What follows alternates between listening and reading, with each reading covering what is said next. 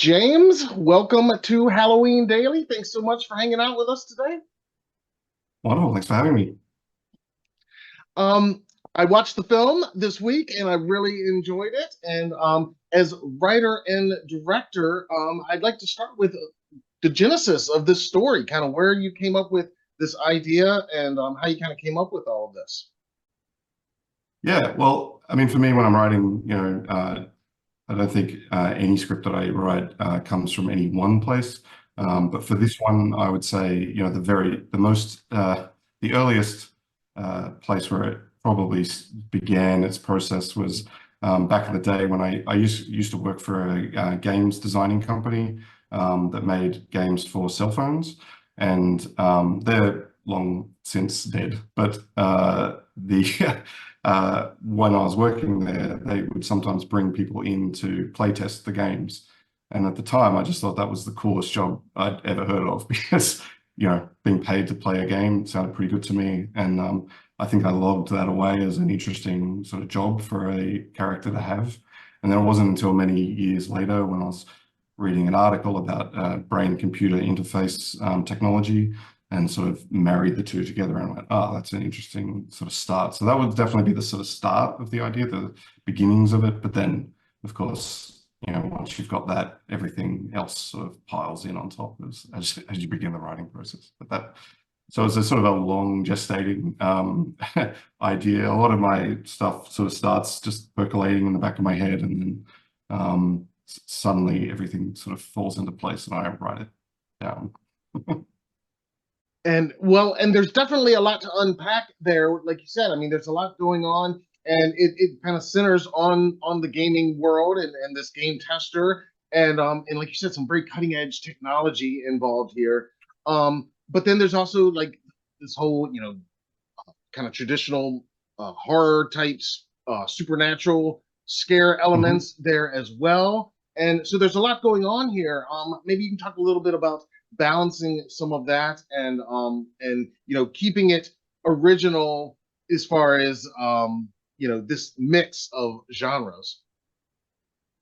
Yeah, I mean that's also part a lot of the fun of it too is having a sort of a genre mashup of sci-fi and horror and sort of psychological thriller as well, I think. And so for me, I love a lot of Japanese horror films, and you know I think I wanted to sort of pay homage to those films while making this one, but at the same time, sort of in the world of the sort of the logic of the sci-fi part of the story, sort of make those sort of adhere to the rules of that world. So for me, the I mean, I think audiences, especially horror and sci-fi audiences, are pretty sophisticated. They know their films. They know what they're watching. So you can sort of touch on things, and then we can sort of extrapolate from that. Um, uh, but yeah, I mean, it was always a tricky sort of balance. Not tricky, but let's call it fun balance. Trying to find the sort of sweet spot between those two genres. I mean, obviously, those genres go hand in hand often, in spectacular ways. And yeah, it was for me, it was just there's sort of the writing process is one part of it, but then once you get on set and you're working with a team of creative people who can sort of bring other facets to it, and then when you hit post-production and that you've got VFX and sound design, and it all sort of comes together, sort of you get sort of multiple passes at it, if you know what I mean. So you get to sort of reinvent it each time that you bring a new element in and sort of build on that. Does that answer your question? Sorry. Oh, absolutely. Yeah, And cool. I think it's also, obviously very a timely film as well, because I mean AI is on just everybody's discussion Yeah. topics right now. And it's just everybody's talking about it. And Mm, obviously, the film involves an element of that. Can mhm. you talk a little bit about your own personal views and fears or hopes for AI and where it's at and where it's going. Yeah, I mean, I think, I mean, it's very interesting and it's sort of playing out, you know, as we speak. So, Yeah. I mean, I come from a production design background and doing sets and props and costumes. And so, you know, a lot of my skills are in this sort of more, let's say, practical development of images. So initially I was a bit concerned that a lot of people were going to lose their jobs. But you know, I mean, I'm sort of pro technology, and I have no problem, no problem with people developing these sort of things. But I'm in a sort of a more wait and see sort of position. But I mean, it's a tool, you know, it's a, you know, technology changes all the time, and this is a new change, and I tend to embrace new tools if they help me tell stories. And you know, if AI does that, then great. So at the moment, I don't have a problem with it, but maybe if I lose my job, then you know, you might want to check back in with me. I'll have a different opinion. I hear you. Now, on Latency, it's a very claustrophobic film at times, Mm. and it's a very isolated, you know, single location for the most part film. Can you talk about some of the challenges of that, of working on, you know, such an isolated set, and Mhm. but still finding ways to keep it interesting visually? Yeah, I mean, I'm glad that you found it claustrophobic because that was sort of the goal. I wanted the audience to sort of suffer along with my main character and sort of live in her world and sort of never be able to escape it.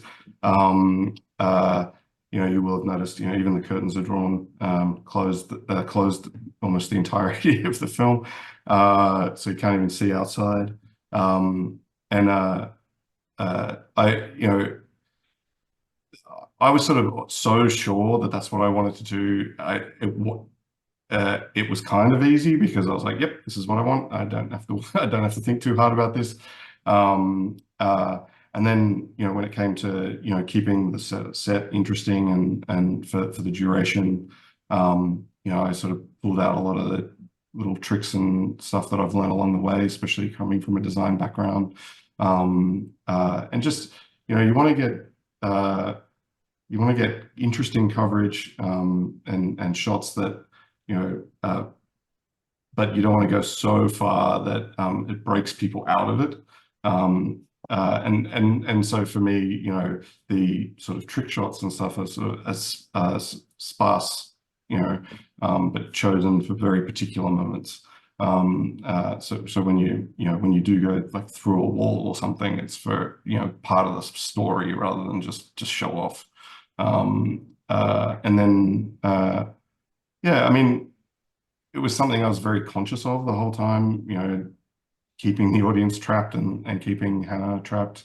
But I mean, we felt a little bit that way because we were on that set for the whole time, and you know, you come in when it's, you know, dark outside and leave when it's dark outside. It's dark on the set, so you just spend every day of the shoot in the dark, which is its I own bet. sort of challenge. I'm sure it was. So for our last minute before we let you go, if it's okay if you'll indulge us, as you can see, every day is Halloween for us. So I'm curious, do you celebrate Halloween? Do you look forward to it? Is it a holiday you have memories growing up celebrating? It's in Australia. Traditionally, we haven't, but it's building up. Like we've more people do it now, and especially where I live, there's, you know, streets that get pretty crazy decorations going on. And I have a 10-year-old, so for the last sort of few years, of course, that's a good fun thing to go and go around the streets and explore with his friends and dress up in, you know, it's good fun. I'm a fan of Halloween, and not just the film. Excellent, excellent. And our final question, we always like to ask your favorite Halloween costume that you've ever worn and your favorite Halloween candy. Uh, Candy. I wouldn't know any of the American ones. Oh yeah, I like a cute cat now,